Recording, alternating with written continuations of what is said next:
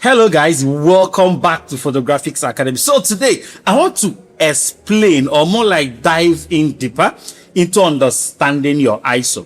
So if you have been with us in this series, you're going to notice that the last time we talked about this, we just touched the ISO, aperture, and your speed in our exposure triangle. So today we are trying to understand the ISO in detail. What is ISO?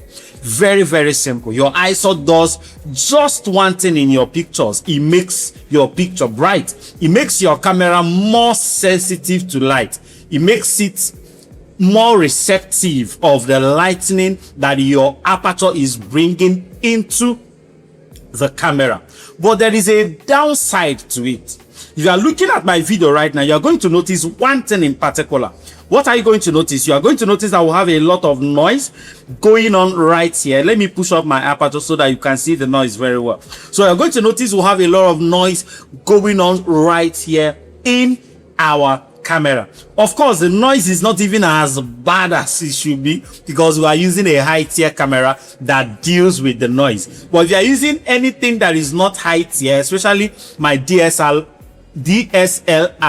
users, you're going to notice that whenever your ISO goes up, you have a lot of noise. So as much as it is possible for you, when you are shooting, always look out for the number of ISO you are using. Make sure that your aperture and your speed have given you the best they can in that setting and scene you are shooting before you compensate it with your ISO. If you look over here now, you're going to notice that we'll have a lot of noise going on. And the reason is because we'll have low light in this scene and we are trying to compensate the lightning we'll have here with our ISO, and that is why you have a lot of noise. But now let me show you something else. What am I going to do?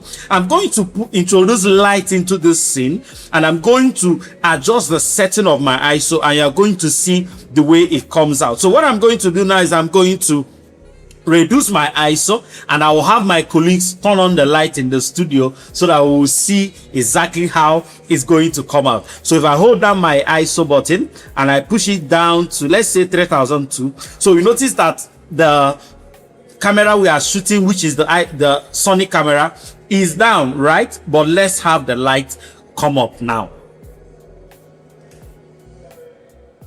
So this is our rim light just pushed into the object, and you could see exactly what we are looking at. Now, where I'm shooting right now, I have my aperture at 10, and that is why you are now seeing the effect of my main light. Let me push down my aperture so that you see exactly what my main light is doing, and you will see that the noise is almost gone.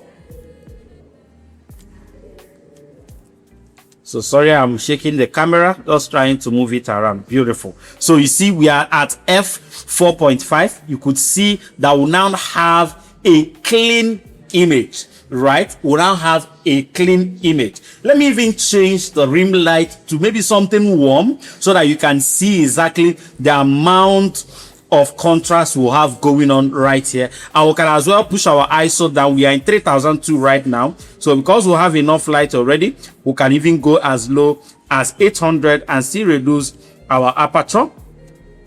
So I'm going to change my rim light, the one over here, the one towards the right corner of the frame that is producing that blue light you are looking at. So let me change it to something warm so that you can see exactly the contrast we are talking about.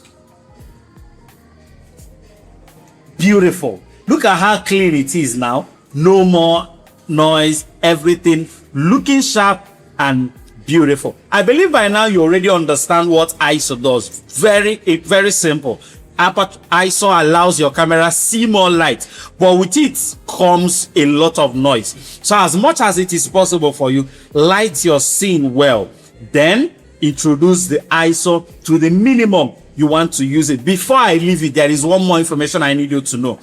The quality of the ISO, or how much your camera handles the noise, is dependent on the camera you are using. If you are using a low quality camera, please do not go up in your ISO.